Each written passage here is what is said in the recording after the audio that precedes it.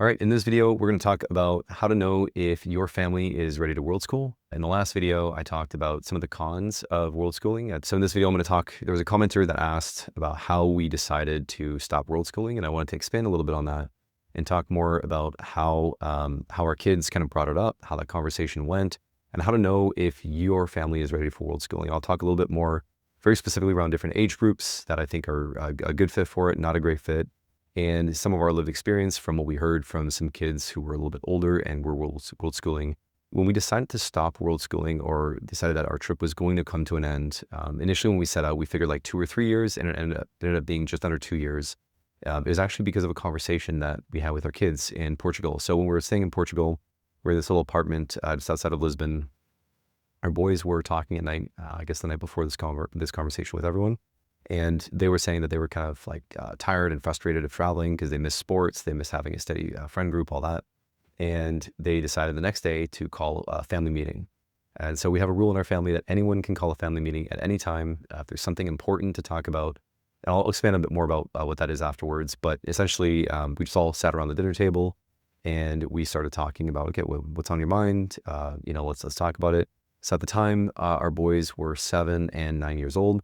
And they basically said to us, like, we're having fun traveling, but we're starting to get sick of it. We miss like a routine. We miss sports. We want to have like a regular friend group that we see because we're getting tired of, every 2 or 3 months, we're going to a new place and we're losing all the friends that we had there. And then my wife and I talked about, what if we go to areas that only have other homeschooling or world schooling communities where you can have other kids your age and you're interacting with them more instead of just meeting random kids at the park. And then we also said, well, we hear you, let's talk about, what it looks like to settle down and let's make a plan all together and basically pick where we're going to settle down all together. I was actually really grateful and thankful that our kids felt comfortable enough to have that conversation with us. And I was really impressed with their maturity. It caught us off guard, to be honest with you. So it was good, I think, that we had that conversation. Why they felt safe telling us. So this is really interesting. We started this a couple of years before we started world schooling. So it's the idea of a family meeting is that if there's something that impacts the whole family and it's really important and we want everyone's input on it, then any one of us can call a family meeting, the kids involved, the kids included, right? So no matter how old they are, they can call a family meeting and we'll all sit down and we have some basic ground rules that we follow. So there's no consequences for honesty. That's the most important one. So kids can speak their mind freely. We can speak our mind freely without any consequences. There's not gonna be any punishment.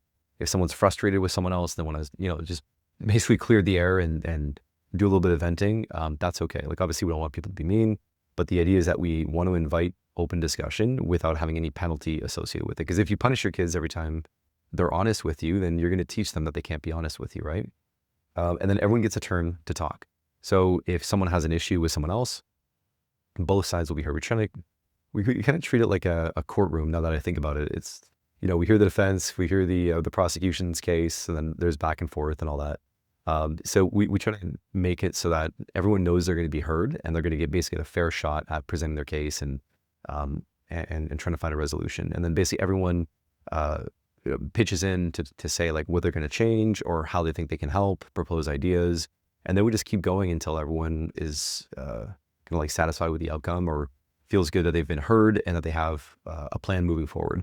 It doesn't happen all the time. It's actually really rare. It's maybe once or twice a year kind of thing. It's very infrequent, but we take it very, very seriously when it happens. It means that, someone in the family or several people in the family feel the need to just kind of like level set and kind of clear the air, right? So it's really important for us.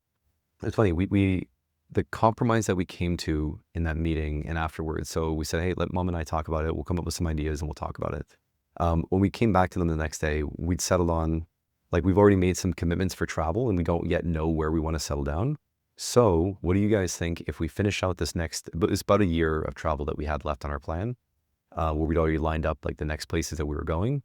So we said, listen, let's go to Spain, let's go to Dominican Republic, let's line it all up. And then from there, and during the next, months, we'll pick a place that we all agree is a great place to live and we'll settle down there, right? And so that started the journey and that got them bought into it, where they said, yeah, that sounds great. Thanks a lot. And we started talking about it. Every week we'd have different discussions about what spot that we enjoyed the most and the pros and cons of them. We had these like long discussions.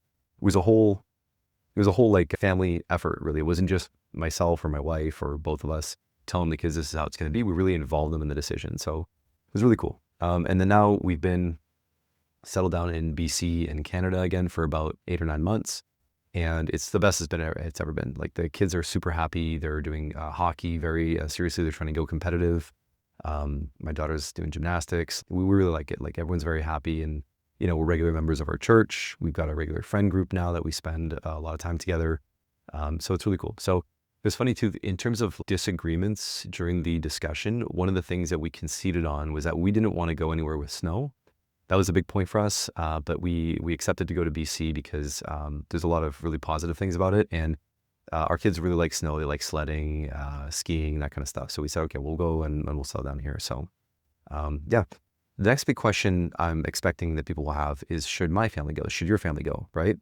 Some of the filters that we have kind of settled on, and we talk a lot about this, my wife and I, the age of your kids is probably the biggest determinant if it's a good idea or not to world school. So I think there's a certain age, I don't know the exact cutoff, but somewhere around 8 to 10, I think, is the age where they start having kind of the friends they're going to have for life, like the childhood friends that they're really going to be locked in throughout their teenage years and their young adulthood. Once you graduate high school, right, you lose contact with most, at least in my case, I'm only in touch with a couple friends from high school.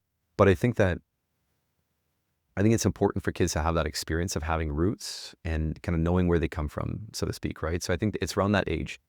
So if your kids are, 8 to 10, I'd say you're probably not in a great place to go and world school full time for a long time.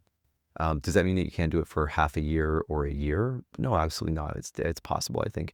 Another big filter that we actually talked about is if they are already really deep into a sport, they're taking it really seriously, they're talented, their coaches or their teammates or whoever are saying that they're really good, then it's probably not a great idea to take a year or two off or even more time off from that sport, assuming that your goal is to let them kind of flourish and do the best they can with whatever sport they're into. And the other thing is, if they have a really established deep friend group already, I would really reconsider picking up and uprooting them from that. We were lucky that when we started doing it, our kids were relatively young and they didn't have those super settled roots. They had some good friends, but nothing I think like what they have now. And just one thing too, this is a small sample size. We didn't meet a million kids that were in that like teen age group, like I'd say like 12 to whatever, 18, that were world schooling. But the ones that we did, it was really interesting. There's maybe a handful that we met during our travels. The one thing that they had in common was that they all seemed kind of tired of it. And in some honest conversations with the parents, they didn't really know what to do because the parents didn't want to go back to their home country, but the kids were just tired of being in that country and having like 3-month friendships, right? Where people come and live there for a little bit, they go through a world schooling school experience, and they were just tired of kind of cycling in and out of friendships really fast. So I would say the worst case scenario is if you start traveling with like a 5-year plan, and then your children afterwards say, a year into it that they want to stop, that puts you in a really tough position. So I always caution to go more progressively. So one way that you could do that is you could actually test before you commit to a multi-year travel adventure, right? A world schooling. So what I would suggest is if you're already homeschooling, or even if you haven't started homeschooling yet, but you're thinking about world schooling, go for a 1 to 3 month trip somewhere, and make sure it's not just like another state or another province in your country. It's a completely different experience. I would say pick up and go drop yourself into a new culture, new language, new country, and see how you handle it, right? And after a month or two, you'll get an idea for, okay, I could do this longer or not. So, and again, if you have the younger kids, then you can kind of decide to do a couple of years off right up front, I think would be feasible.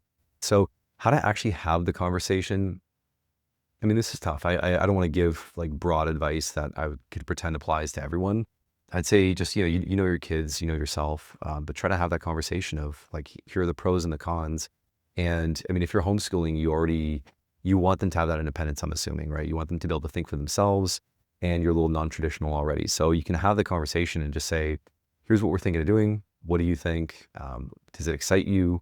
Show them pictures of where you're thinking of going, get them bought into the vision of what you're doing before you go, so they know why you're doing it as well. So that they're excited about it, and, have a really good why for, why are we going and traveling for a year or two? And in our case, we had a strong why. So it was easy for us to get them bought in to go. And then, but when they said they were done, that's when we really reflected and decided to settle down afterwards. So that's it. That's the overall framework. Include your kids in conversation, welcome honesty and, yeah, just, do it all together. All right. Hope that's helpful.